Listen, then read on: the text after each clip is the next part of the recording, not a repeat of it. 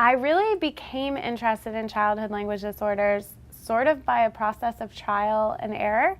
I was working in a couple of different labs, one studying psychiatric disorders, one studying just other developmental aspects, and I really fell in love with working with children, and I was really intrigued by children who had some sort of language impairment.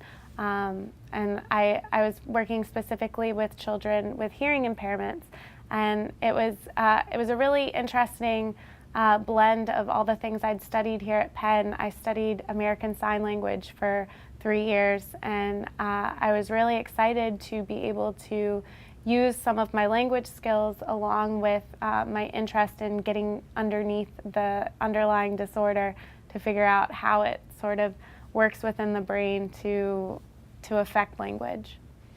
CURF really helped me with both undergraduate research and fellowships. I went to them my sophomore year after I had declared my majors and said, I want to get involved in research, but I don't know how. Tell me what to do, where to go, who to see. And they sent me to a couple of faculty advisors who really helped me to figure out what it was I really wanted to study. I placed me in a couple of labs where I did some trial research assistantships, and I picked one that I really had a good fit with, and now I work in the Penn Infant Language Center, where we're studying how children learn language, and I'm specifically studying children with language disorders.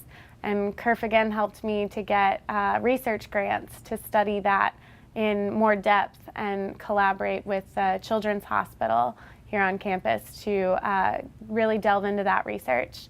And then my junior and senior year, they really helped me to apply for fellowships to continue doing research abroad. I really wanted to go to London and do a very specific program there. And so they helped me to apply for 4 fellowships, and I won 2, so I guess that's not a bad margin there, that I'll be able to go study what I want to abroad with the help of CURF.